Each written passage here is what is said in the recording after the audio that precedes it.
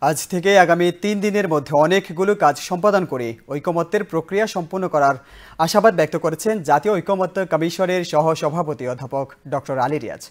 রোববার বেলা ১১টায় রাজধানীর ফরেন সার্ভিস একাডেমিতে জাতীয় ঐকমত্য কমিশনের দ্বিতীয় দফার ১৯তম দিনের বৈঠকের শুরুতে তিনি এই আশাবাদ ব্যক্ত করেন। তিনি বলেন, আজ থেকে আগামী ৩ দিনের মধ্যে আমি আশা করছি অনেকগুলো কাজ সম্পাদন করে আমরা প্রক্রিয়াটা সম্পূর্ণ করতে পারবো বা চূড়ান্তে উপনীত হতে পারবো। আপনারা অব্যাহতভাবে সহযোগিতা করছেন, আমরা সবাই মিলে চেষ্টা করছি, সেই চেষ্টার অবশ্যই সফলতা আসবে।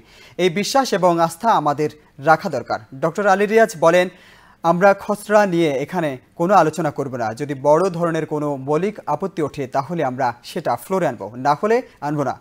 আলাদাভাবে যদি আপনারা কোনো মতামত দেন সেগুলো সংযোজন করেই চূড়ান্ত সনদ হবে। সেখানে পটভূমি থাকবে, প্রক্রিয়া থাকবে এবং কমিটমেন্টের জায়গাগুলো থাকবে। কিন্তু এখন প্রাথমিক পর্যায়ে যেগুলোর ব্যাপারে ঐকমত্য হয়েছে সেগুলোর তালিকা এখনই দেয়া হচ্ছে না।